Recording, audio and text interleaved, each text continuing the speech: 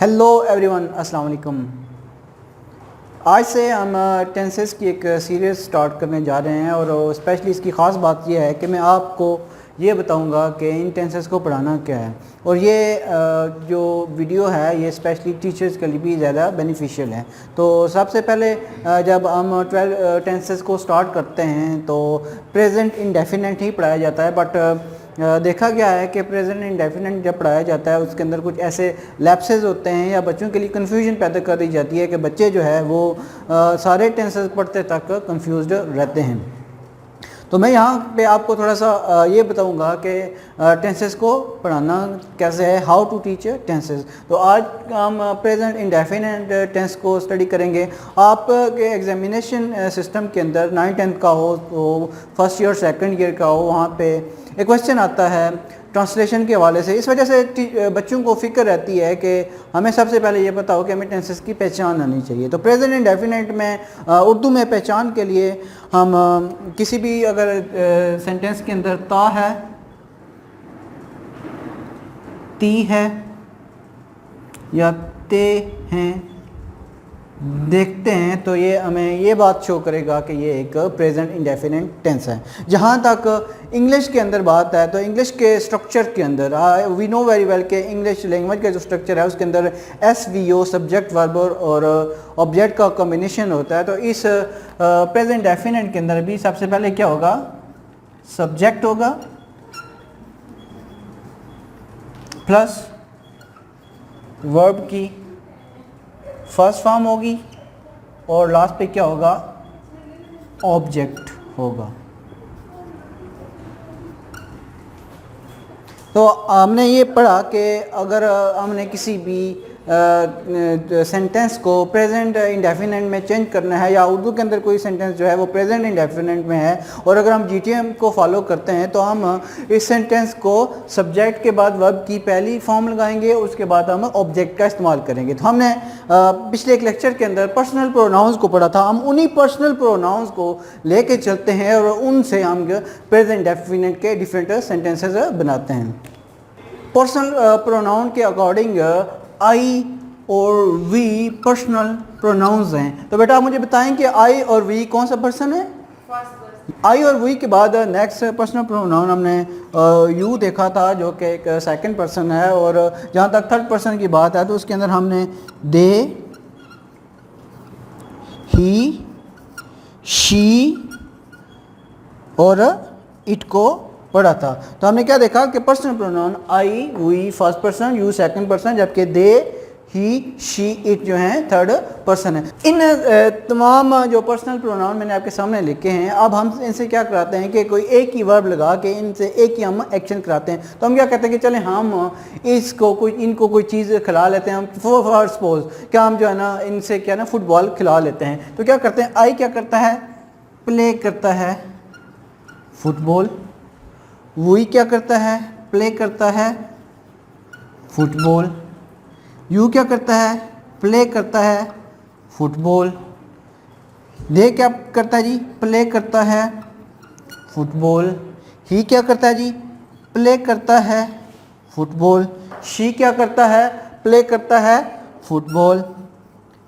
It क्या करता है, प्ले करता है फुटबॉल। तो क्या हमने कहा कि हम इन तमाम जो पर्सनल प्रोनाउन हमारे सामने हैं हम इनसे क्या कराते हैं जी कि हम इनसे एक एक्शन कराते हैं, एक वर्ब, एक काम कराते हैं इन पर्सनल प्रोनाउन से जो कि हमने सामने लिखे थे। तो ये सारे क्या करते हैं, प्ले करते हैं। चलें हम एग्जांपल लेते हैं जी कि ये सारे क्या करते हैं, फुटबॉल खेलते हैं। ये क्या करते हैं जी, सारे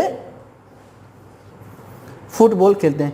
कि I play football, we play football, you play football, they play football, he play football, she play football, it play football. तो स्टूडेंट्स हमने क्या पढ़ा कि प्रेजेंट इंडेफिनिट के अंदर हम क्या करते हैं, सब्जेक्ट के बाद हमेशा वर्ब की फर्स्ट फॉर्म का इस्तेमाल करते हैं। हम क्या करते हैं, सबसे पहले हम सब्जेक्ट लिखते हैं। जहाँ पे हमने एग्जांपल में सब्जेक्ट के तो में हमने पर्सनल प्रोनाउंस को सेलेक्ट किया। इसके अलावा हम कोई नाम भी हो सकता है, कोई और चीज़ भी हो सकती है। उसके बाद हमने क्या किया, इन सारे जो सब्जेक्ट्स हमारे पास मौजूद थे हमने उनसे एक काम कराया और वो काम क्या था जी, खेलना। क्या खेलना, फुटबॉल। इट मीन्स मीन्स के ये सारे जो पर्सनल प्रोनाउंस हैं वो क्या कर रहे हैं, फुटबॉल खेल रहे हैं।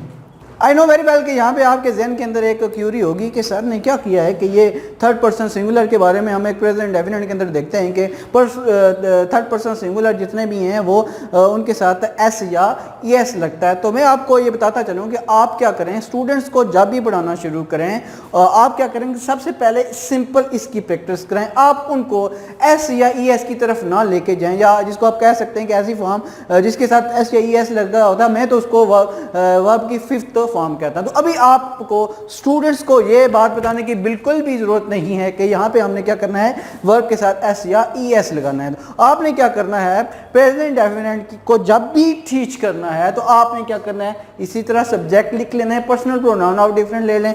उसके बाद आप क्या करें, उसके साथ कोई एक वर्ब ले लें, सबके साथ आप एक वर्ब लगाएं, और लास्ट पे आप क्या करें, सबके साथ एक ऑब्जेक्ट या कुछ भी ऑब्जेक्ट हो सकता है। तो ये याद रखेंगे आपने सिर्फ पहले लेक्चर के अंदर, पहली क्लास के अंदर उनको सिर्फ इस बात की प्रैक्टिस करानी है कि हमने क्या करना है, स्टार्ट में सब्जेक्ट लिखना है प्रेजेंट डेफिनेट में, और उसके बाद वर्ब की फर्स्ट फॉर्म का यूज़ करना है, और फिर जाके हमने क्या करना है, ऑब्जेक्ट लिखना है। तो आप कम से कम 1-2 दिन उनको इस चीज़ की प्रैक्टिस कराएं ताकि उनका जो है ना कॉन्सेप्ट, बेसिक स्ट्रक्चर जो है वो क्लियर हो। फिर जाके आप क्या करें, इसकी फर्दर चीज़ें उनको बताएं और फर्दर चीज़ें आप उनको क्लियर करेंगे। अब हम इन्हीं पर्सनल प्रोनाउंस के साथ डिफरेंट जो है कॉम्बिनेशन बनाएंगे। मैं कॉम्बिनेशन में आपके सामने लिख लेता हूँ कि I write a letter, we write a letter, you write a letter, they write a letter। अब उसके बाद ये जो 3 चीज़ें हैं आपके पास थर्ड पर्सन सिंगुलर हैं, जिनके बारे में हमने कहीं पढ़ा है कि प्रेजेंट डेफिनेट के अंदर थर्ड पर्सन सिंगुलर के साथ वर्ब के साथ एस या ई एस लगेगा, या आप कह सकते हैं वर्ब की फिफ्थ फॉर्म का इस्तेमाल होगा। तो मैं यहाँ पे कहूँगा कि ये जो है, जहाँ पे आप वर्ब की फिफ्थ फॉर्म जिसके साथ एस या ई एस लगा होता है आप वो इस्तेमाल करेंगे। आप क्या करेंगे जी के ही राइट्स, शी राइट्स। स्टूडेंट्स आपने प्रेजेंट डेफिनेट के बेसिक स्ट्रक्चर को देखा। अब हम क्या करते हैं, उसके साथ सिंपल टेंस के साथ नेगेटिव और उसका इंटरोगेटिव बना के उसकी प्रैक्टिस करते हैं। और मैं जब आपके सामने इसकी एग्जांपल रखूंगा तो आपको ये कॉन्सेप्ट और ज़्यादा क्लियर हो जाएगा। हमें पता है कि प्रेजेंट डेफिनेट का सिंपल सेंटेंस बनाने के लिए हम सबसे पहले सब्जेक्ट लिखते हैं प्लस वर्ब की फर्स्ट फॉर्म इस्तेमाल करते हैं या फिफ्थ फॉर्म का इस्तेमाल करते हैं, और उसके बाद हम क्या करते हैं, ऑब्जेक्ट लिखते हैं। मैं आपके सामने एग्जांपल लिखता हूं, वी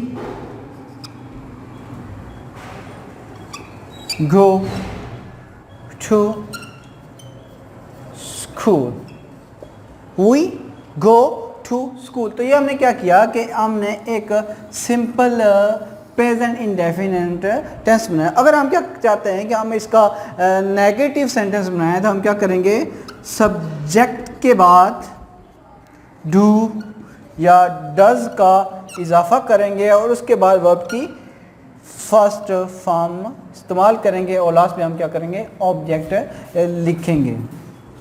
ये याद रखें कि जब भी आप नेगेटिव सेंटेंस के अंदर डू या डज का इस्तेमाल करते हैं तो फिर आप क्या करते हैं, वर्ब की फर्स्ट फॉर्म का इस्तेमाल करते हैं। हम उसी से ऊपर वाले सेंटेंस की तरफ चलते हैं। हम इसका नेगेटिव इस तरह बनाएंगे, we to not go to school.